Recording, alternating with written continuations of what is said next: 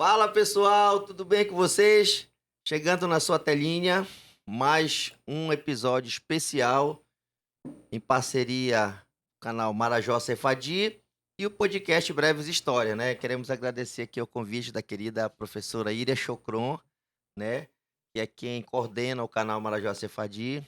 Em meu nome, em nome do professor Valdir, a gente Aí. quer agradecer ao convite que foi feito para que a gente gravasse esse podcast de parceria, tá, pessoal? Então, pedimos a todos que se inscrevam no canal, né? Que entrem lá, vejam as entrevistas, né? É muito importante o engajamento de vocês para que mais pessoas conheçam esses dois projetos, né? Que a gente faz com tanto carinho, que não é fácil, né, professora Aira? Não é fácil manter os canais sempre com entrevistas novas, né? Conteúdos novos. Então, a gente pede que vocês divulguem, né? Para os seus familiares, para os seus amigos, para os seus enfim, para suas redes sociais de contato, né? Isso. Para que mais pessoas conheçam esse projeto. Tá ok? Professor Valdir? É isso aí. Então, mais uma vez estamos aqui, né, com grande alegria, né, porque esse nosso podcast aqui, né, essa parceria, sempre rende bons papos, sempre rende, assim, coisas muito legais, né, uma energia positiva, e isso faz bem para a gente também espiritualmente. Então, estamos aqui com muito prazer para conduzir mais uma vez essa conversa aqui, que eu tenho certeza que vai ser um papo muito legal também. Professora Íria? Bom, vocês já são meus parceiros no Marajó Serfadi, já considero já colaboradores. E é um grande prazer também estar aqui com duas lendas aqui da cidade de Breves, né? Então, é só agradecimento, meu coração. Obrigada. Obrigado. Então, olha só, pessoal. Hoje a gente vai ter um podcast muito especial, né? Como, logicamente, todos os outros são, mas vamos falar sobre um professor amigo da gente, né? Artista, que ele já participou de grupos folclóricos na região do Marajó. E a gente vai contar um pouquinho sobre a trajetória dele. Mas hoje o objetivo realmente é falar sobre essa obra literária aqui, Narrativas sobre o Marajó, né? Edição adaptada para os anos finais do ensino fundamental, tá ok? Então, para a gente conhecer um pouquinho dessa obra, a gente tem o prazer de receber hoje o nosso querido professor Everton Cristier. Seja bem-vindo, professor. Obrigado, professor Max, professor Valdir Borges, professora Ira Chocron, né, pela oportunidade de estar falando um pouco da minha história aqui no canal e também de falar por essa obra tão importante, que é o Narrativas sobre o Marajó, que vai trazer uma nova perspectiva sobre a nossa história marajoara. Exatamente, professor. Bom, antes da gente começar, a gente estava batendo papo aqui, né? Aí perguntando, sim, vocês não vão querer lanche, não vão querer café, não sei o quê. Não, a gente já tomou café, a gente está gravando de manhã, pela manhã, né?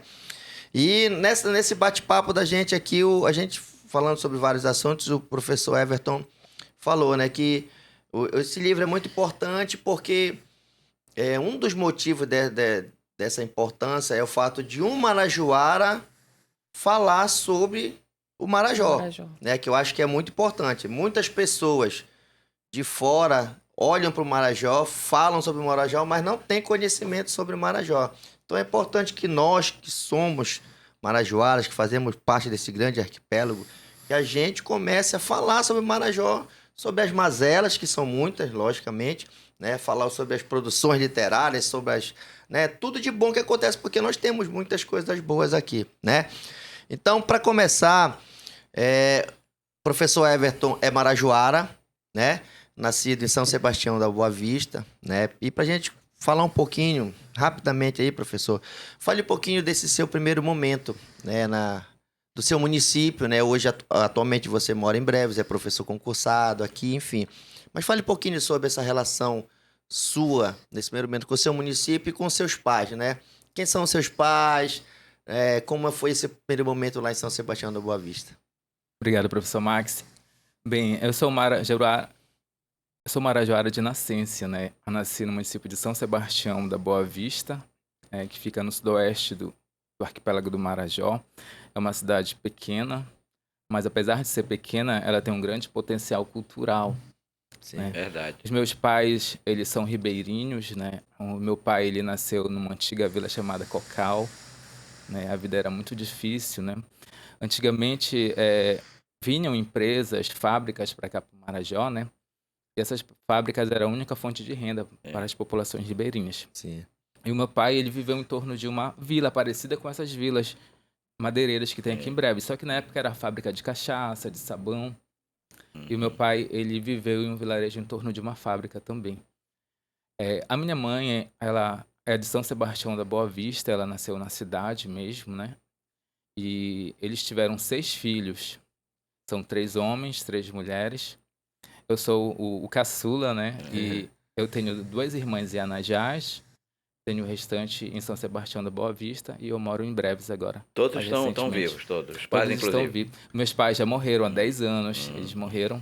Como era os O nome nomes do meu deles? pai é Getúlio Barreto e a minha mãe é Benedita Barreto, mas ela era conhecida como Nilce Barreto lá na minha cidade. Então, os parentes de vocês moram lá ainda, né? Sim, sim. Alguns irmãos, Apenas 2 moram em Anajás, o restante mora em São Sebastião e eu moro aqui em Breves. Mas todos nós somos marajoaras. Eu queria saber um pouquinho mais também sobre São Sebastião da Boa Vista, dessa tua infância, por exemplo. O que é que tu recordas de lá mais ou menos tu vieste de lá para cá, para Breves, há quanto tempo? Só para a gente ter uma ideia, por exemplo, de como era lá essa tua primeira infância, né? Esse teu primeiro momento lá em São Sebastião da Boa Vista. O que é que tu recorda desse momento lá em São Sebastião? A minha cidade, ela desenvolve muita questão cultural, né? Existem os autos de boi-bumbá, cordão de pássaro, né? Legal, legal. Cordão Carimbó. da garça, carimbó. E eu tenho essa memória muito vívida na minha mente. Que eu fazia parte de quadrilhas, né? Cordão de pássaro, da garça, do boi-bumbá. Lá tem 2 bois-bumbá, é o Malhadinho e o Estrela d'Alva. É muito parecido com aquela rivalidade que tem em Parintins. Mas no mês de junho isso acontece. A maioria desses eventos é no mês de junho. Inclusive, agora, sexta, sábado e domingo que vem, vai ter o Festival do Açaí, né? E quem quiser prestigiar esse festival lá, é muito interessante. Boi, Bumbá, Estrela d'Alva e Malhadinho, pode ir lá em São Sebastião da Boa Vista para prestigiar.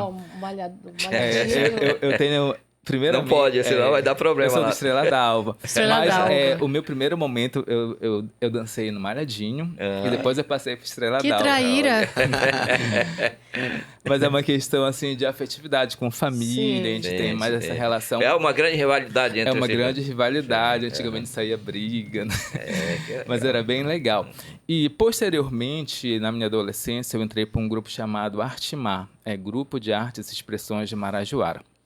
Esse grupo, ele trabalhava com teatro, com dança e com música, né? Ele canta e dança as belezas naturais do Marajó, né? A lida do caboclo marajoara com o seu trabalho, né? Na maresia, no casco, apanhando açaí, né? Esse seria, por exemplo, o teatro é feito escrito, por exemplo, lá mesmo? Vocês mesmos escreviam Sim, essas são peças? artistas locais, eles são originários, né? Um abraço ao professor Everaldo Leitão, que há muito tempo foi o presidente do grupo, né? O Artimar, ele teve vários momentos, eu entrei num segundo momento. O primeiro momento foi mais teatral, né? O segundo momento já foi a questão mais de dança de carimbó. Teve uma parte teatral, mas já foi um pouquinho mais fraca, né? E a gente percorreu vários lugares do Marajó, de Belém, levando a arte e a cultura marajoara. Dentro de uma perspectiva boavistense, porque cada lugar tem uma representatividade diferente daquilo que a gente entende do que seja a cultura marajoara contemporânea. E o Artimar, ele retratava isso através das danças, das músicas,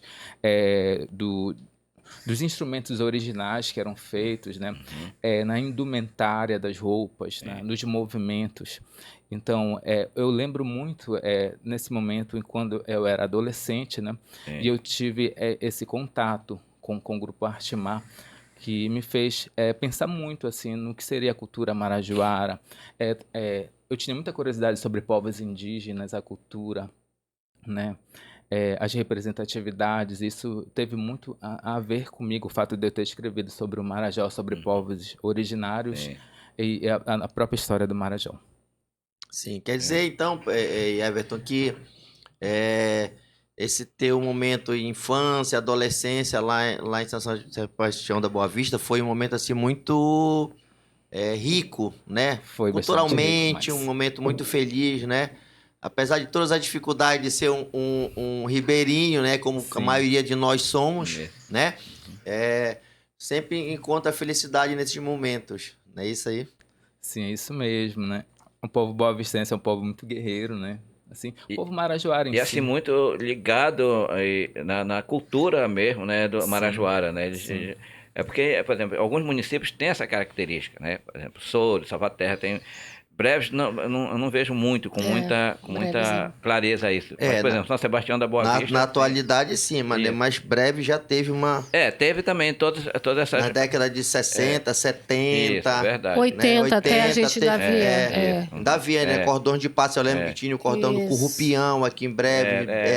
Era Bem-te-vi, se eu não me engano. Tinha Boi Bumbá. Uhum. Só que essas Festival do tradições- Folclore. Festival do Folclore, exatamente. E essas tradições foram se perdendo, infelizmente. Sim. É. Né? Mas assim, eu estou dizendo assim, é uma longa trajetória que não se perdeu ao longo desse tempo, né? Acho que Isso. São Sebastião da Boa Vista tem essa característica. Eu lembro né? muito das épocas dos festivais do açaí, né? Hoje, os festivais eles se tornaram praticamente um evento de venda de cerveja, né? Isso, Um evento verdade. comercial, mas Sim. naquela época, a gente ia para praça, para as barracas, e a gente tomava o açaí amassado na hora, com Isso, pirarucu, é verdade. né? Sim, Então, exatamente. a gente tinha grupos de carimbó, de lundu marajoara, Uhum. teatros assim, na praça. Sim. Era uma coisa bem original mesmo. Exatamente. Os eventos antigamente eram pensados onde o protagonista era a cultura, eram os Exatamente. grupos, né? Era a arte que era produzida. Sim. Hoje em dia já se vê muito lado comercial, né? Um O querendo ser mais comércio. tecnológico, Exatamente. aparecer Isso, mais que o outro, se destacar mais que o outro, enfim. Mas- E também outra coisa que eu acho que a gente perdeu um pouquinho, né, Max?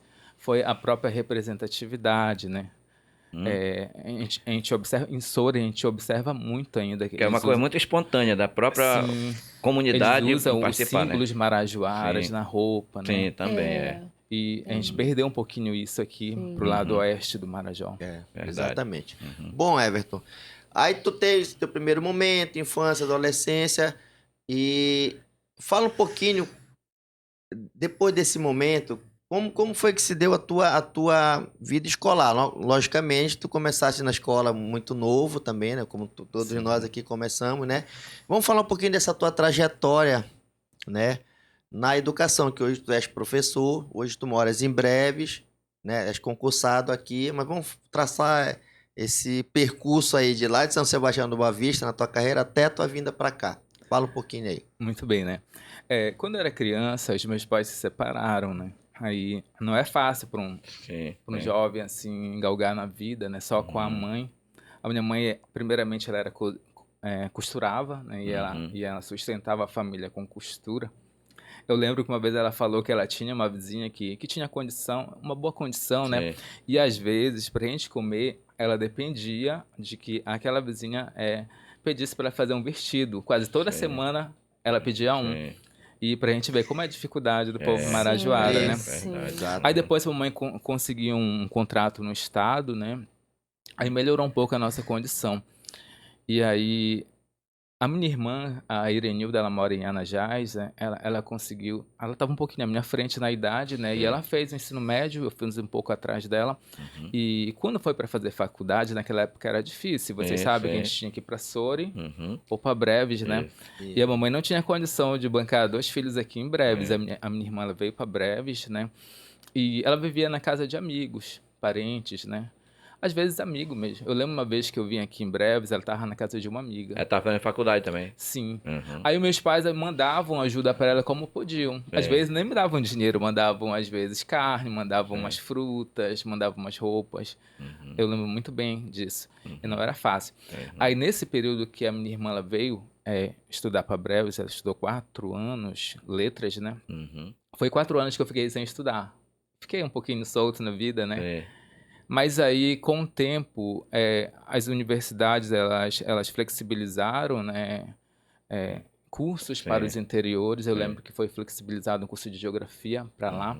E eu entrei no curso de geografia em 2009. Já em São Sebastião do Já Boa em São Vista. Sebastião. Foi a primeira turma de faculdade mesmo, de curso superior que teve em Boa Vista. Eu lembro que eu Presencial entrei. lá mesmo. É Sim. pela UFPA. Não, era semipresencial, ainda não era semipresencial. Foi pelo Polo UAB, eu lembro. Ah, pelo Sim. Universidade E aberta do aí, Brasil. Sim. foi a primeira turma, né, que teve Uhum. lá de nível superior mesmo, foi um marco histórico, eu estive presente na primeira turma. Mas aí tu começaste a estudar, por exemplo, tu te lembra da tua primeira escola lá? Como é que foi esse primeiro processo? Como é que tu começaste? Eu comecei no Jardim de Infância, que ficava Já em próximo, São Sebastião São mesmo? Sebastião, né? Sim. Depois foi para Magalhães de Barata, e depois eu estudei na escola Anchieta, e depois João 23, que seria o ensino médio. Ensino médio, né? Aí de lá, né, eu esperei mais ou menos uns 4, 5 anos sem universidade, porque a minha irmã estava Descansando, pra cá. né? Tava muito cansado de tanto estudo, né, Rélio? Exatamente. Aí quando a gente é jovem, assim, a gente fica um pouquinho, né? Aí, nesse período até que eu entrei pro Artmar, que foi que ajudou um pouquinho na minha formação, né, Sim. cultural. E aí eu vim para Breves. Aliás, perdão, minha irmã veio para Breves, né? E aí eu fiz o curso de Geografia lá em São Sebastião. Sim. Aí eu terminei o curso em 2013, bem no início de 2013. Aí logo que eu terminei o curso, né, teve o processo seletivo para breves, para professores, no final de 2013. Eles empossaram em 2014. Sim. Aí eu vim de lá com a minha esposa para breves, Pô, né? que legal. E a gente está aqui há 12 anos. 12 anos. Eu tive um percurso também no circuito modular rural, trabalhei mais ou menos uns 5 anos.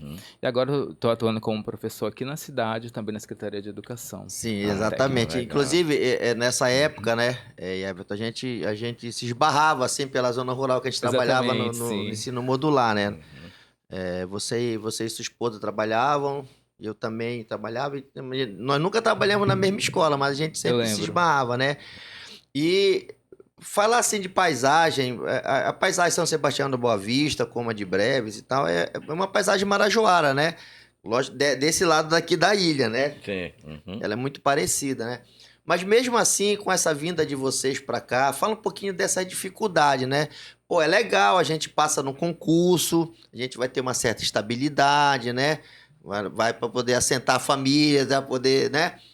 Mas mesmo assim é uma dificuldade, porque você vem para uma terra que não é a sua, você vai ter um gasto, você tem uma série de coisas que lá você já não tinha, que você tinha a sua casa, Tem tinha que se essas coisas. adaptar, né? Exatamente. Como foi essa tua adaptação vindo para cá para Breve? Foi difícil? Foi fácil? Como foi?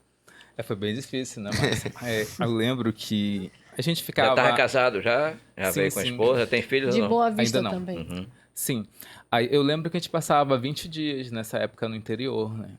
E não era fácil. circuito, né? Sim, a gente não tinha celular na época, não tinha. Não tinha nem como E às ligar, vezes né? a mãe ficava preocupada, eu lembro que a mamãe ficava muito preocupada. Os primeiros 20 dias que eu passei no meio rural, a mamãe ficou muito preocupada. Ela estava um pouco doente já antes de morrer, né?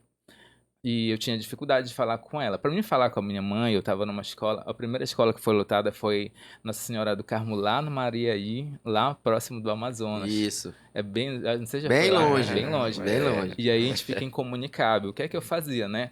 Eu entrava em contato com um cara que tinha um rádio, né? Sim. E algumas pessoas tinham aqueles celulares que era de antena. Sim. Aí eu falava com o cara do rádio, aí ele falava com outra ponte lá do rádio, e ele mandava uma mensagem pra minha mãe através do celular. Eu mandava o número, ele ligava e falava: olha, o Everton tá em tal escola, ele tá bem, né? Ele já tá, ele vai estar em breve e vai ligar pra você. Então, Era só não pra era acalmá-la. difícil, era pra acalmar. Pois é, olha a dificuldade. E a né? gente passava horas, assim, viajando, né? Uhum. Eu lembro que a gente saía meio-dia e a gente chegava 3 horas da manhã na escola e a gente só ia conhecer a comunidade pela manhã. Ficava lá pelas pontes, Ficava por lá, assim. Caramba, bicho. chegar de madrugada. Enfim. Mas assim, foi uma experiência muito enriquecedora, Sim, né? Eu vejo isso como um aprendizado para mim. E Sim. de repente até contribuiu quando tu foi escrever o teu livro, Sim, né? e geralmente, e foi nesse percurso, assim, essas experiências que eu tive nessas escolas, às vezes eu via pedaços de cerâmica, né? Eu via as histórias que as pessoas contavam, isso ia despertando curiosidade em mim. Aí o que foi que eu percebi? Eu estou trabalhando geografia, estudos amazônicos e história com uma realidade que não é a realidade que eu estou vivenciando aqui, Exatamente. né? Os livros didáticos, eles são contados de pessoas de fora, né? Eles não retratam a nossa realidade aqui do Marajó. Isso me incentivou a pesquisar um pouquinho sobre os livros históricos, as fontes históricas, né? E eu fui percebendo que a história marajoara ela é muito rica e que ela estava fora das escolas. A, é, a educação que a gente dava para os nossos alunos era uma educação eurocêntrica, Isso. né? A Isso. gente pegava um livro didático que ele mostrava a conquista dos portugueses, fizeram forte do presépio em Belém, né? Uhum.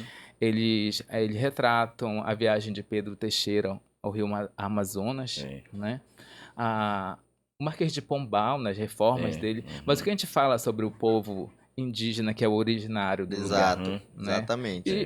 E propriamente do povo ribeirinho atual também. Sim, A gente também. falava muito pouco. Uhum. E eu percebi a necessidade da gente pesquisar um pouco sobre isso. Eu conversava com meus colegas de geografia, de história, estudos amazônicos, e a gente trocava ideia. Sim. E esse eu acho que foi o gatilho, assim, para mim iniciar a minha obra, Narrativas sobre o Marajó. Quando tu falas, por exemplo, qual é a escola que está lotada hoje? Eu estou trabalhando na Secretaria de Educação. Tu tá na Secretaria de Sim. Educação. Eu trabalho lá no núcleo Tá. Uhum. de assessoramento técnico e pedagógico dos anos finais. Pois é, tu falaste de uma coisa aí que sempre me incomodou também. Eu sou professor de geografia também, e assim, não especificamente da nossa região aqui, mas assim, no geral, né? Sempre me incomodou essa história, por exemplo, da formação do território brasileiro, não só do território brasileiro, mas da América como um todo, né? Da chegada dos primeiros colonizadores, porque a visão é sempre europeizada, né? É sempre uma visão a partir da Europa, do centro, a Europa como centro, né?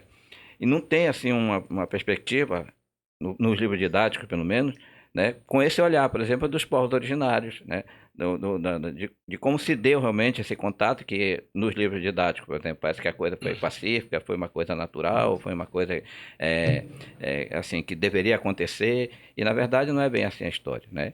Então eu li, por exemplo, algumas coisas aí do teu livro e percebi que tu tens esse outro olhar, né? Quer dizer, tu colocas isso por um outro viés, por uma outra perspectiva, o que é extremamente importante para a gente levantar esse debate aqui na nossa região. Vamos olhar agora pelo outro viés. Nós já aprendemos a história oficial, agora vamos ver esse outro lado né, dessa história.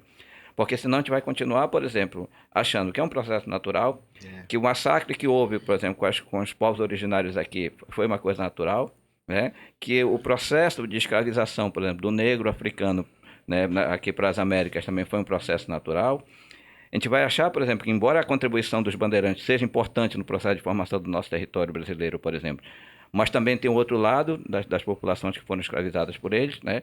Então tem todo esse viés que precisa ser recontado.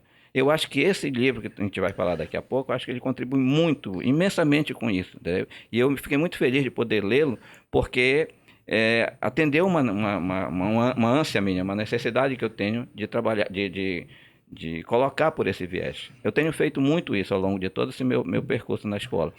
Mas agora, com isso aqui, certamente vai ajudar muito, entendeu? Professor, quando eu fui convidada para dar aula de estudos amazônicos, isso nos anos 90, aqui em Breves, para crianças de quinta a oitava série, né? Eu tive que usar a Violeta Revkalevsky, aquele livro assim que é mais técnico, assim, né? Da esposa do Paz Loureiro lá. Isso, então assim, eu tinha que adaptar para a nossa realidade Sim, aqui de exatamente. Marajoara. Então, assim, você está falando algo muito pertinente, porque eu, como professora de estudos amazônicos, eu sofri muito também com falta de material, com falta de material que retratasse a nossa realidade. Então, para mim, no meu caso, vou falar que chegou tarde, porque eu já saí da sala de aula e eu puxa, esse livro seria tão bom naquele momento para mim na sala de aula. Quantos professores ainda passam por isso, né? Exatamente, professora. Mas graças a Deus que nós temos hoje, né? Já temos o livro da professora Dione, né? Temos aquele também que foi lançado, que é uma coletânea, foi lançado, que tem o texto teu, tem do professor Vanderlei. Que também é muito Esse legal. livro é ótimo. Narrativa dessas bandas de cá. Dessas bandas de cá. Exatamente. Conta as crônicas do Valdir, a história que o professor Djalma coloca na exatamente. A biografia de todos os nomes de escola. Muito rico mesmo. Muito rico. Então, quem tiver interesse... E aí, pessoal, a gente chega no objetivo principal. Lógico que o objetivo principal é falar sobre a trajetória do Everton aqui, né? E falar sobre o lançamento dessa obra aqui, né? São duas coisas que a gente precisa falar. Primeiro, falar sobre a Chocron Editora Limitada, né? Uma editora local, brevense. Editora Marajoara, brevense, primeira editora, né? Brevense. Que tem na sua como dizia o Alípio Caramês, ela é proprietária. Ele dizia, não, proprietária não, eu sou o dono desse negócio, não sou proprietário de nada. Então, a professora Íria encampou esse projeto, né? Sim. Essa batalha que foi que a gente acompanhou, né? Sim. E graças a Deus agora a Chocron Editora tá firme e forte, Graças né? a Deus. Produzindo e já começa com um grande trabalho, né? Narrativa sobre o Marajó. Então vamos falar um pouquinho, Íria, rapidamente sobre essa batalha que foi para implementar a editora, né? É o primeiro livro, né, que vai ser publicado. O primeiro livro é o dele. Uhum. E essa relação tua com o Everton que fez chegar aqui para você lançar esse livro. Depois a gente fala sobre a obra especificamente, tá? Essa editora, ela vai surgir da necessidade de se ter eu diria assim, algo que produza sobre a imigração judaica no Marajó. Esse era o ponto de vista meu. Assim, por conta do teu projeto. Por conta do meu projeto. Eu já estava cansada de editora em editora e sempre eu sofria com problemas técnicos deles ou descaso mesmo, né, com as minhas obras. Aí eu pensei, eu quero a minha própria editora, né, para publicar meus livros. Sim. É algo assim muito pessoal meu. Sim. Eu não queria assim, de repente, até fazer algo comercial. Sim. Era algo para publicar livros ligados à imigração judaica marroquina. E aí foi que eu concebi ela, chamei o meu contador, ele me deu a ideia, faça isso, faça aquilo. Então, até que a gente chegar no nome para a editora, quer saber? Deixa eu homenagear o meu avô, colocar Chocron logo aqui, que ele esteve no Marajó. E de alguma forma ele ajudou a erigir a economia na época, né? Ele foi regatão e tudo, enfim. Então coloquei o sobrenome dele. Aí veio o lançamento dele, né? Chamei meus amigos, inclusive o professor Valdir estava lá. Muita honra. Eu fiquei super emocionada, assim, de estar com as pessoas próximas a mim, naquele momento lá, que meu Deus, eu tô abrindo uma editora, mas eu não sei exatamente como que eu vou fazer, que rumos ela vai tomar. Eu sei que eu quero que ela entre na questão da imigração judaica, é só para isso. Então, sem pretensão nenhuma. Só que aí vem um telefonema aqui, né, do professor Everton. Ele, eu vi a sua editora, professora, e a gente não se conhecia, né? E aí ele, olha, eu tenho um livro sobre chamado Narrativa sobre o Marajó. Do que se trata? Então, quando ele mandou o arquivo, eu fiquei maravilhada. Disse, gente, como não publicar? Já que é uma editora marajoara, né? E principalmente uma editora que eu quero ajudar meus amigos escritores, então, por que não falar um pouco... ampliar essa editora no sentido de ela publicar algo pautado no Marajó, breves, né, principalmente a nossa cidade, tudo. Então foi aí que eu me rendi ao Narrativas sobre o Marajó, porque eu gostei muito do material dele. Eu disse, não, eu acho que eu vou ia começar com o meu livro sobre as mulheres judias na Amazônia, né? Mas aí eu vou dar espaço para minha região, para o Everton, porque tá muito bonito o livro. Então foi aí que em suma, foi que surgiu essa iniciativa de se publicar o livro dele. A gente está na rota agora de divulgação. Já tem outro em perspectiva também, que eu vi você mostrar aí do professor Vanderlei, né? Pode, fica à vontade.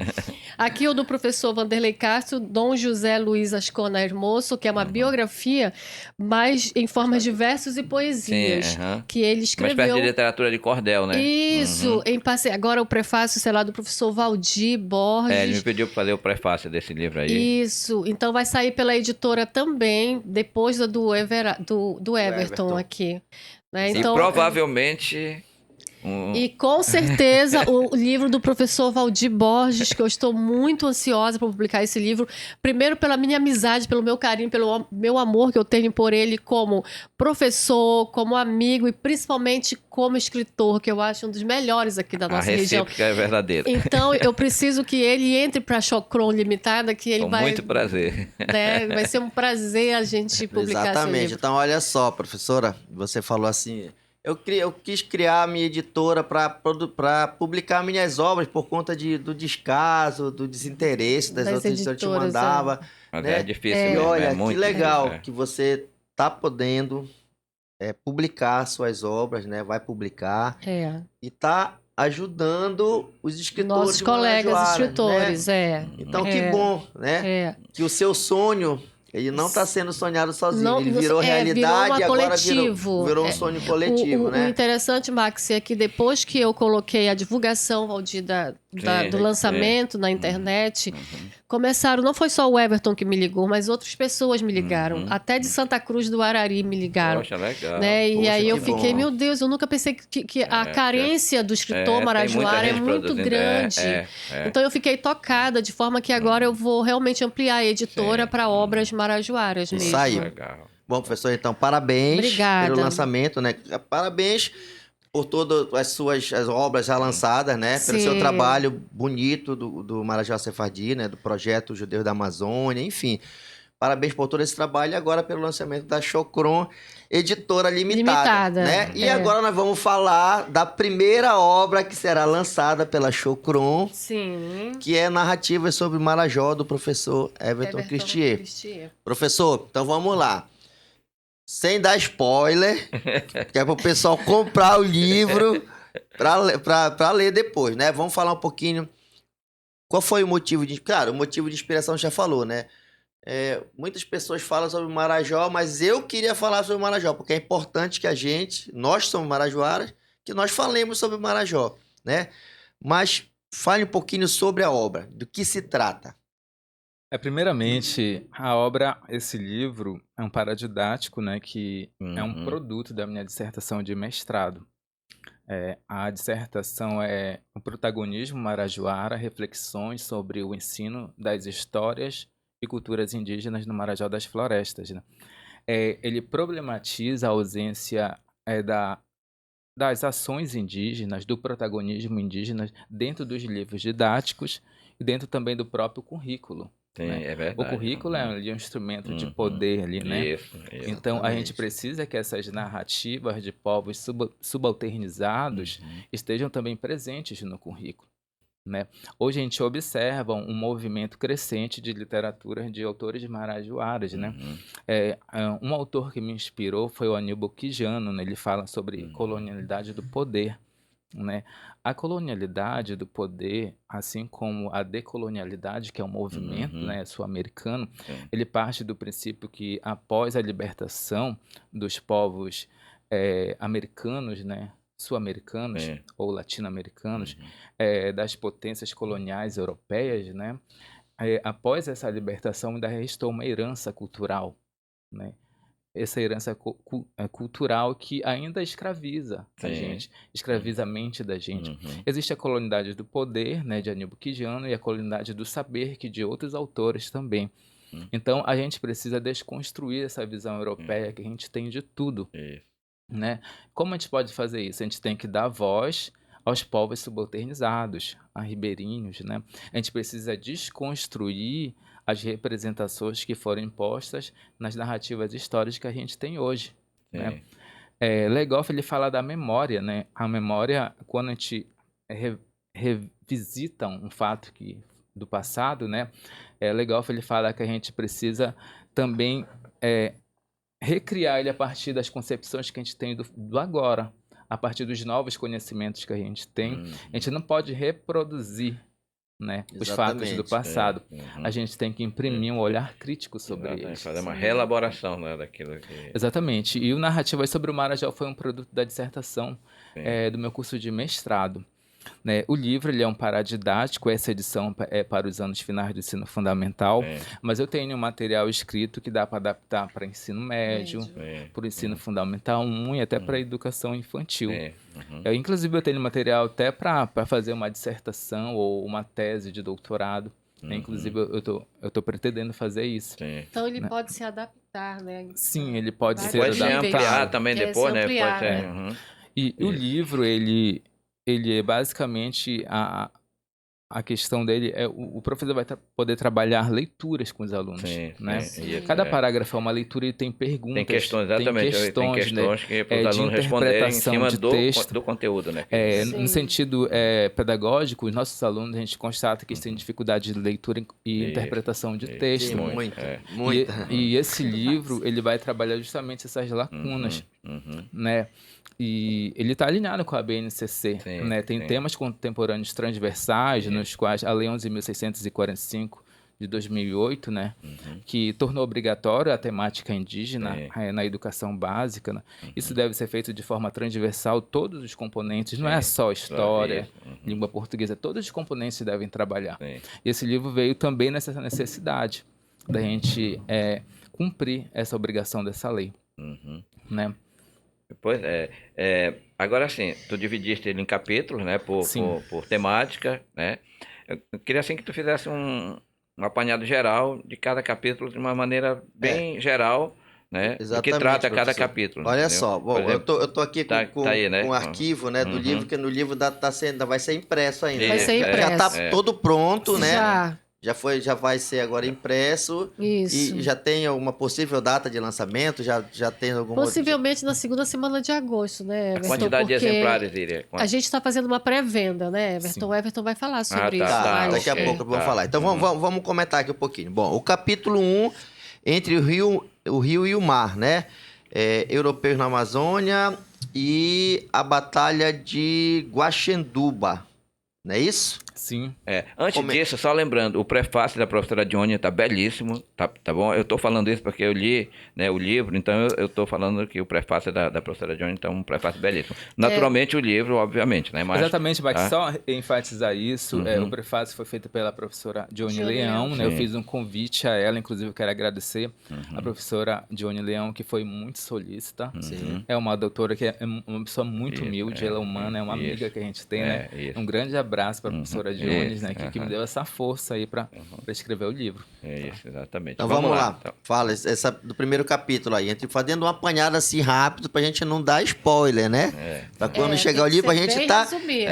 Vai ficar curioso pra quando chegar o livro a gente comprar e ter esse prazer de ler em E casa. citar alguns personagens que eu acho ali que são importantes, né? Umas figuras que foram muito importantes, citar para importante. criar a curiosidade do. Sim, então aqui, Entre o Rio e o Mar fala primeiramente de histórias e significados, né? Aí aqui fala das significações de ilha e arquipélago, para que o Isso aluno é entenda. importantíssimo. A gente tem um debate sobre o que é ilha e o que é arquipélago, né? O Marajó, ao mesmo tempo que ele é um arquipélago, ele tem uma ilha central, que é a maior, que é a ilha de Marajó. Isso. Né? E essa ilha tem vários significados. Os tupinambás diziam que é barreira entre o rio e o mar, Mibaraió. Bibaraió. Né?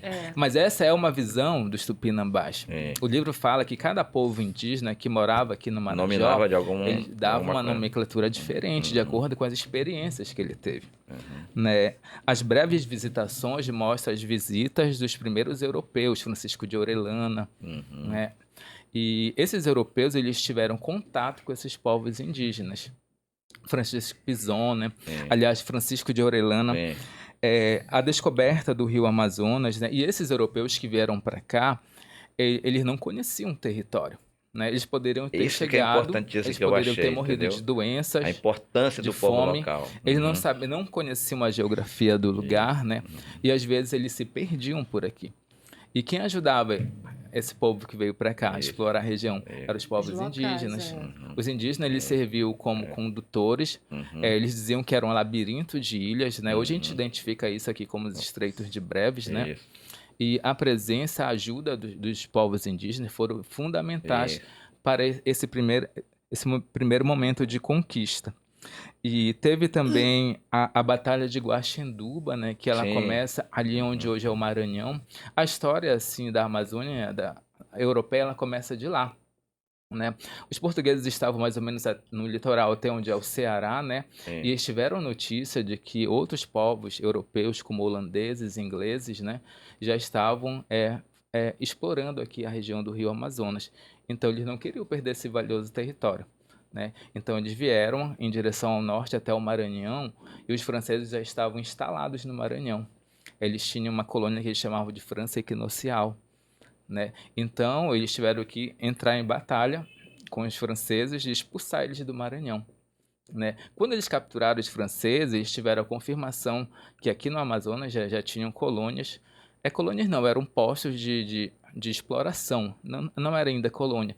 Tinha holandeses e irlandeses, aliás, holandeses e ingleses aqui na região, né? Então, eles vieram em direção a Belém, fundaram o Forte do Presépio, que foi uma base militar, né, que daqui eles poderiam usar para fazer as incursões no Amazonas e retornar em segurança, né? Então eles tiveram contato com vários povos indígenas, inclusive os tupinambás, que é, já moravam na região, né? Possivelmente Belém era eles chamavam de Taba, né? Uhum. Taba seria uma grande aldeia, né? E esses povos eram da região litorânea, não, Sim, não, não os adentraram no tupinambás, território. eles basicamente, a parte continental, eles Uhum. moravam. Sim. Eles tiveram interações com os povos marajoaras da ilha, mas assim, eles moravam mesmo Tá. Sim. na parte continental. Uhum. Então, quando eles fizeram o Forte do Presépio, os portugueses, eles não vinham assim...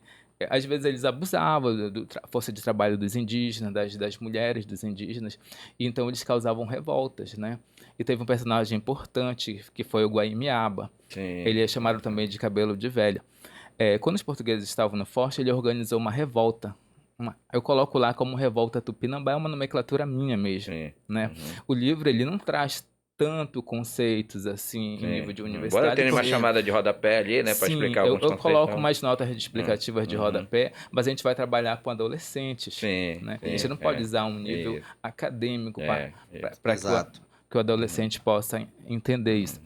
Então, o Guaimiaba, ele foi muito importante, né? Porque ele fez uma revolta contra os tupinambás, ele mostra que esses encontros não foram amigáveis, tiveram resistência, né? Ele é muito importante por causa disso. Isso. Não fala, né, irmão? Só fala que teve, mas deixa que o pessoal vai ler. Deixa pra eles lerem lá. Bom, aí Tá. chegamos ao capítulo 2, que é a conquista do norte. Tá, a conquista do norte fala de duas batalhas importantes, né? Após chegar aqui em Belém, atual Belém, no Forte do Presépio, os portugueses começaram a entrar no Rio Amazonas. E onde é hoje a cidade de Gurupá, tinha um forte holandês chamado Forte Mariocai. O Forte Mariocai era uma base de exploração dos holandeses, e lá onde é mais ou menos próximo a Macapá, um pouco antes, né, tinha um forte chamado Cumaú, né? E os portugueses tiveram que ir ao encontro, né, desses dois fortes e tomar esse forte para garantir o território. Só que o mais interessante é que sozinho eles jamais iriam conseguir, né? Existem registros que tinha 900 indígenas e apenas 90, 40 portugueses. Então eles usaram a força de trabalho dos indígenas, o braço indígena, para tomar essas possessões de outros exploradores portugueses. A gente vê a importância que teve o papel indígena, que foi suprimido na história, né? Somente os portugueses eles jamais iriam conseguir fazer isso. Exatamente. Então, olha só, no capítulo 2 nós temos a conquista de Mariocai e a conquista de Cumaú, né? Que foi dos dois que tu falaste. Aí o capítulo 3, conflitos por entre rios e florestas. Não é isso? Esse aí é o Isso. capítulo.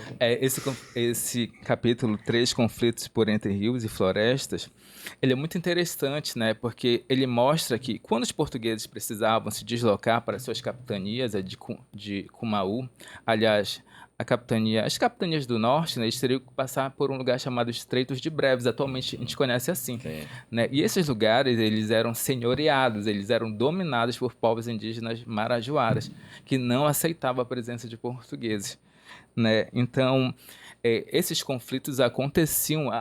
A própria capa aqui, ele retrata os primeiros contatos, olha. Eles teriam que passar aqui pelos Estreitos de Breves, olha.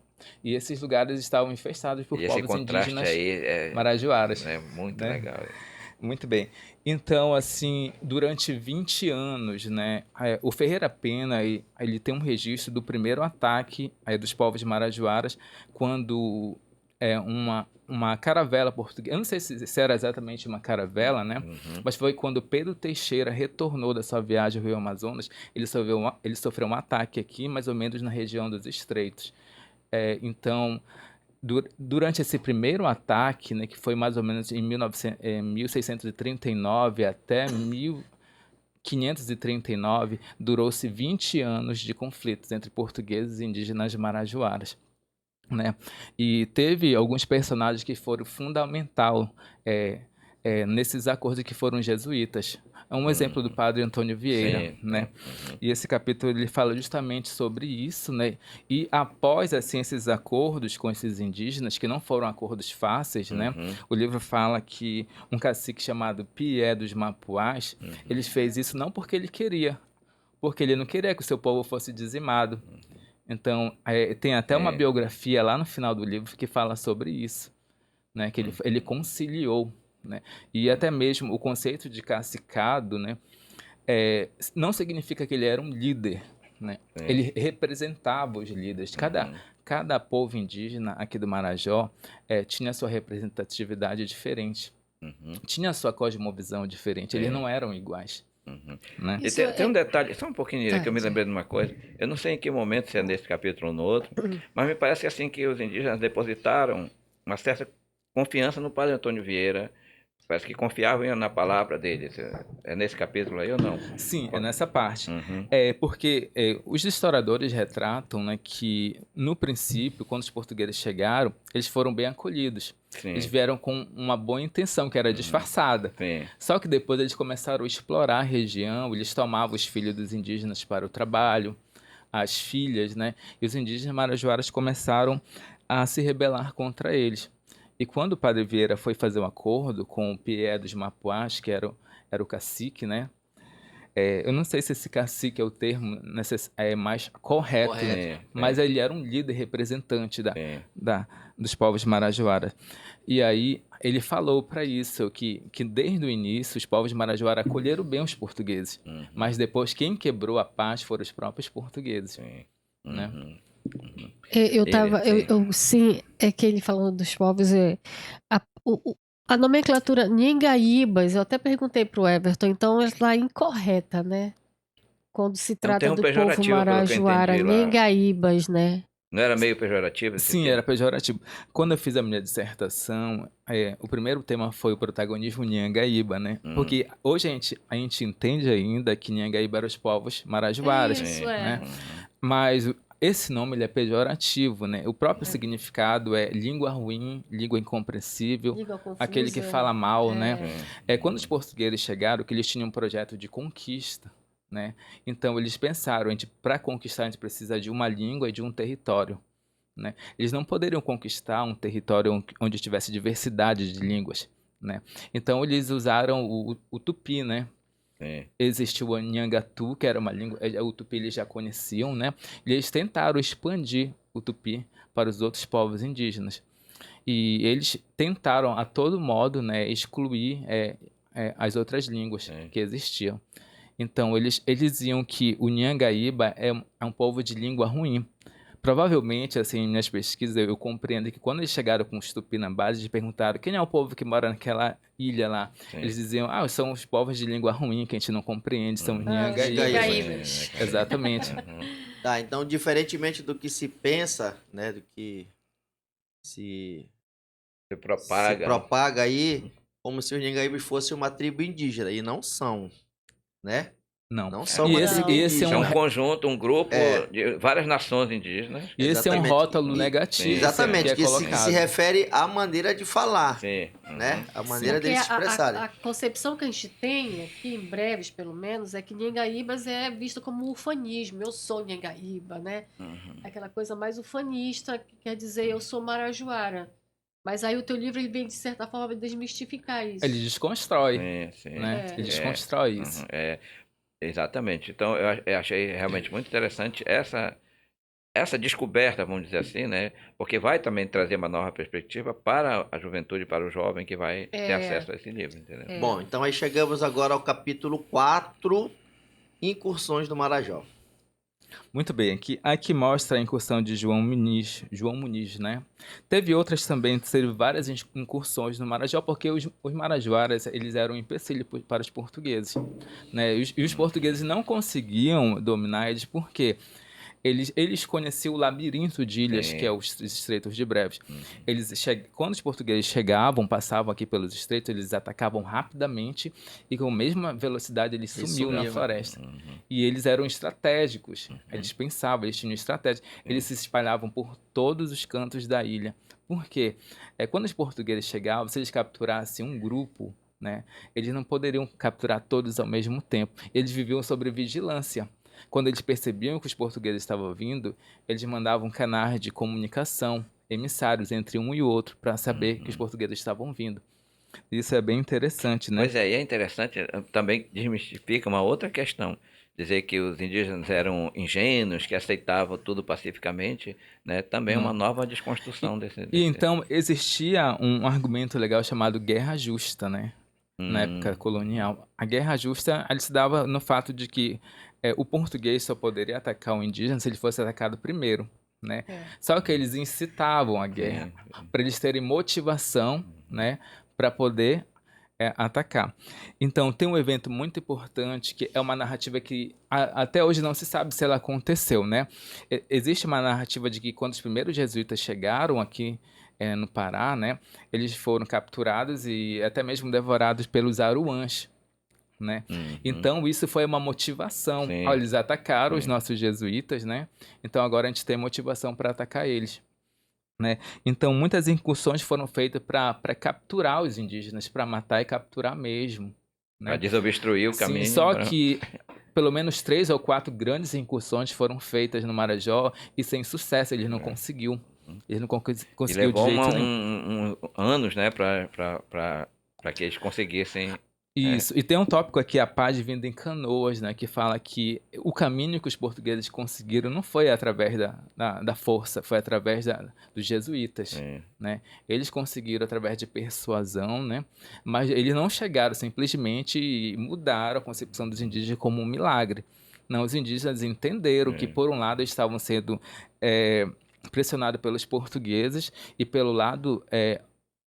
outro lado, pelos aruãs, que era um povo que estava vindo da região dos Caribes, que também estava atacando eles. Então, os povos marajoaras, eles estavam num cerco ali. Eles não tinham muito o que fazer. Sim. Entendeu? E esse capítulo ele retrata sobre isso. Bom, aí chegamos ao capítulo 5, a conquista do Marajó. Bem, a conquista do Marajó fala exclusivamente aqui da viagem do Padre Vieira ao rio Mapuá, né? Onde ele fez um acordo de paz com os indígenas marajoaras. E esse acordo, assim, ele foi muito incerto. Primeiramente, os marajoaras foram em Belém, né? Em grandes canoas, muitas canoas, né? Quando eles chegaram em Belém, o povo de Belém que estava lá, eles ficaram com medo. Se eles atacarem a gente, é que eles podem matar todos nós. E aí, só que na época que eles vieram falar com o Antônio Vieira, eles vieram falar, olha, a gente aceita conversar com você. E Antônio Vieira, ele estava muito doente. A carta dele diz que ele quase morre na época. Aí ele mandou os marajoaras virem, aí eles construíram uma igreja, né? É claro que era a moda deles, através de palha e tal. Uma casa para abrigar os jesuítas. E quando ele melhorou de saúde, ele veio. E o interessante desse livro é que ele mostra, através dos fatos históricos, o percurso que o Antônio Vieira fez de Belém até o rio Mapuá, onde ele fez um acordo de paz com eles. Quando Vieira chega lá, nem todos os indígenas queriam. Existia um povo chamado Mamaianazes. Os portugueses, eles temiam eles. Eles eram muito mesmo agressivos, porque eles não aceitavam. Não quer dizer, não porque eles eram violentos e animais, é porque eles não aceitavam. Mamaianazes. Era pior do que os mapuás, porque os mapuás têm aquela lenda de que eles são os piores, né? De que foram os que lutaram. Eles provocavam pavor nos portugueses, os Mamaianazes, né? E eles quiseram fazer um conflito e não aceitar. Mas o personagem principal foi o Pié dos Mapuás. Ele que conciliou, né, o acordo de paz. Um Mapuá pacífico, né? Exatamente. Então, esse acordo foi feito com Antônio Vieira. E né? na perspectiva de que também sabia que não tinha muita coisa para fazer, porque Sim. a força... Aí o acordo foi o seguinte, aí vocês aceitam o rei de Portugal e a nossa religião, a gente garante a sobrevivência de vocês. Né? Aí vocês vão morar em aldeamentos que a gente vai criar e vocês vão estar debaixo da nossa proteção. Esse foi o acordo. Que não adiantou muito. Não adiantou muito. Eles foram Mas a gente vai falar mais à frente um pouquinho. Bom, aí passamos ao capítulo 6, que é o último capítulo, né? Os descimentos. Bem, os descimentos é um outro arranjo também colonial, né? Que era possível. Então, o que era acontecer nos descimentos? Os jesuítas entravam em acordo com os povos indígenas, né? Convenciam eles por persuasão ou pressão. No caso dos Marajoara foi pressão também, né? Então, eles diziam para eles, vocês vão se deslocar dos lugares de moradia para um lugar que a gente vai determinar. Geralmente era um lugar estratégico. A gente tem exemplos aqui de aldeia de Arucará, onde é Portel. Guaricuru é lá em Melgaço. Araticua, aqui em Oeiras do Pará. Corralinho também. Corraline não veio depois só, mas os tipo, 3 principais foram esses, e também uhum. Gurupá, né? Então esses indígenas foram deslocados para esses aldeamentos, né? E se tornaram cidades, né? E só que quando eles foram deslocados, eles tiveram que deixar para trás as formas de vida que eles tinham, as cosmovisões, né? Tiveram que integrar Inclusive, culturas diferentes tiveram que ficar Sim, nesse exatamente. crescimento, Os né? aldeamentos, tu não pegar um povo indígena, vocês vão ficar só aqui.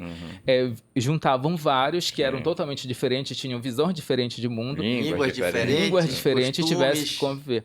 Né? Mas o interessante é que eles preservaram muito desses costumes, dessas tradições, na nossa O próprio representatividade. convívio ali junto, Sim. eles E conseguiram... até hoje, né, essas influências, né, elas existem na nossa cultura, na nossa culinária, na maneira como a gente se expressa, né? A gente traz isso. E o livro mostra que a história, ela está em conexão com o presente. Sim. Só que parece que a gente não percebe. E esse livro, ele mostra não só para o aluno do Ensino Fundamental 2, mas para o povo brevense e o povo marajoara conhecer a sua própria história. Isso. A maior riqueza dele é isso. Ele é um livro com base científica, né, com base na minha dissertação, só que ele está numa linguagem muito acessível.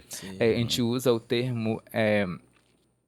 transposição didática, né? Que quando a gente pega um assunto nível acadêmico, a gente torna ele legível para um público, por exemplo, do nível fundamental 2 a um público leigo. Exatamente. Bom, professor, a gente espera que o mais breve possível, né, Iria Chocron, Sim. editora Chocron, que o mais breve possível a gente tenha em mãos, né, o livro físico para que a gente possa ter acesso a essas belas histórias, né? Primeiro, lhe parabenizar, né, por essa Inclusive obra. pela capa, que eu até agora estou Exatamente, né? encantado com a Aqui dá capa, pra né? ter De quem é essa olhando aqui. arte aqui, essa criação dele. Lindo demais, esse contraste, né, em todos os aspectos. Então, né? exatamente, Até professor. as embarcações aí, uma coisa linda. Então, professor Everton, lhe parabenizar, né, pelo lançamento do seu livro, né? Obrigado. Pela escrita do livro, que o lançamento ainda vai ser feito ainda assim, que a Vai. Chocron Editora Vai. providenciar. E o né? interessante de falar é que esse livro a gente quer caminhar com ele. Ele não vai ser lançado só aqui em breves. A gente quer lançar em outras capitais aqui do Marajó, em outras cidades do Marajó, né? Sim.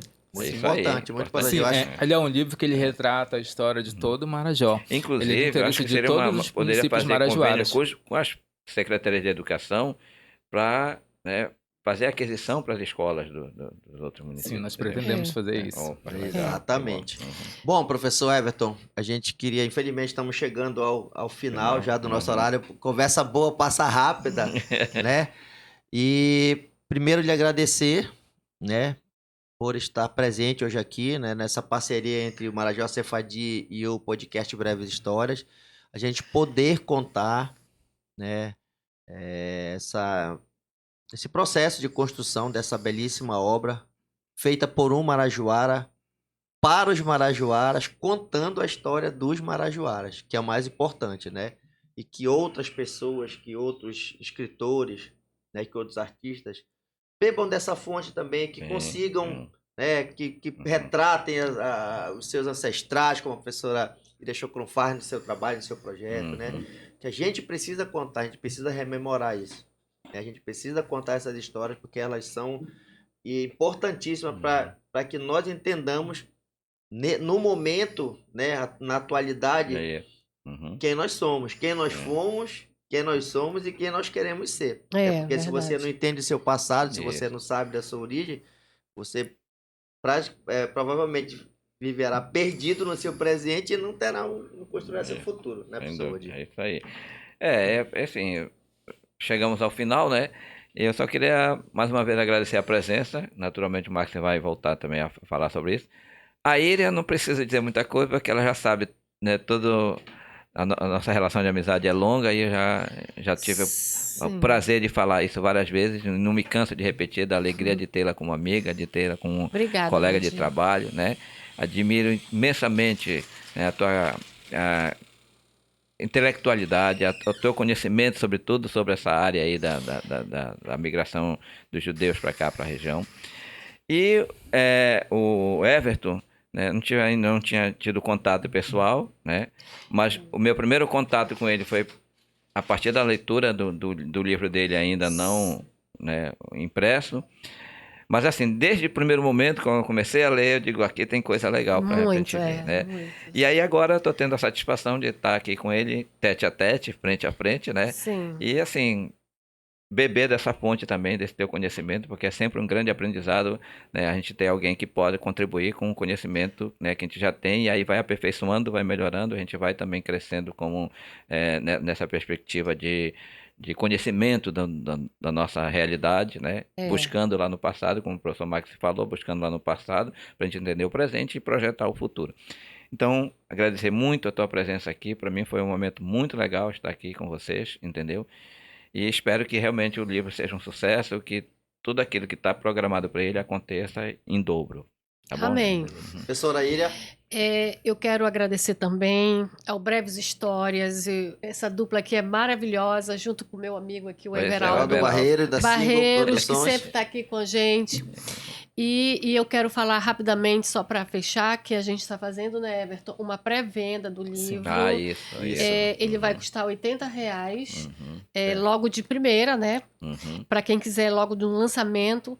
E para procurar, eu acho que a gente vai colocar o número do Everton e o meu também para entrar Sim. A logo gente em pode contato. verificar, tem o Instagram, né? Que tá. nós Sim, criamos. não, o Everaldo vai colocar aí, todos né? esses endereços A gente aí, Tá, né? o sociais aí. Instagram é livro Narrativas Marajó, né? Livro.narrativas.marajó. Uhum. E lá atrás, assim, ensinamentos sobre o livro e informações de como você pode adquirir também o livro. tá. Isso, ok. já Então, tem. Então, Todas vá essas no Instagram. informações vão ser colocadas aqui. É que ele né? vai fazer a Mais um edição lá. trabalhinho ali pro Everaldo Barreiros, ele vai colocar aqui os contatos, as redes sociais, para que você possa adquirir já na pré-venda, para quando Sim. tiver o lançamento, você só vai lá e busca o seu Isso, livro. É isso? O interessante é que muitas pessoas já reservaram Uhum. os seus exemplares. E a gente quer fazer essa impressão de uma forma já limitada. Então, é por Sim, isso que quem sim. quiser realmente se Já tem que... vá no Instagram, né? Porque ele vai ter edição limitada Sim, nesse primeiro momento Sim, de lançamento. sim. É a primeira edição, né? É. Uhum. Exatamente. Professor Everton, seus agradecimentos aos nossos inscritos aqui no Marajó Quero Cefadi, agradecer no a podcast. professora Ira Chocron, né, Valdir Borges, Max, pela oportunidade de estar falando sobre o meu livro, né. Eu começo esse livro dizendo que ele escrever ele foi uma travessia afetiva, no sentido de que seria um anseio que eu tinha há muito tempo, né, e que o povo marajoara em si, em todos os municípios, possam conhecer a sua verdadeira história através desse livro. Max. É isso aí, professor. A gente Legal. que agradece, viu? E fica muito feliz, porque quando a gente criou esse projeto, o podcast Breves Histórias, e eu sei que o Marajó Cefadi também segue nessa linha, a gente quer contar a história, cada um no seu objetivo, né? Da região Nossa marajoara, região, né? Então você como um bom boavistense, marajoara, né? Poder recebê-lo aqui, né? Marajoara de Boa Vista, mas que hoje mora em breve, né? Tem essa relação, para ver que nós somos um povo integrado, né? É isso que a gente quer, integração. Uhum. A gente integrar o Marajó, Isso, a gente pra poder fortalecer, contar né? as histórias para a gente se fortalecer, porque nós já fomos muito divididos, muito separados, Sim. já fomos rivais, né? Além do Eu acho- mais, né, Max, Marajoara é todo mundo igual, a gente gosta de açaí, de peixe, de camarão, né? Exatamente, Todo né? mundo é igual. Então a gente não tem que se dividir nas nossas diferenças. A gente tem que se aproximar naquilo que nós somos parecidos, que nós somos iguais, aquilo que nos une, né? Nossa cultura, nosso alimento, né? Enfim. Então, muito obrigado, professor Everton, tá? E pessoal, pré-venda do livro Narrativa sobre o Marajó do querido professor mestre Everton Cristier. Então, vão estar aqui colocados os contatos, tá? As redes sociais. Você já pode adquirir seu exemplar pela pré-venda no valor de R$ 80.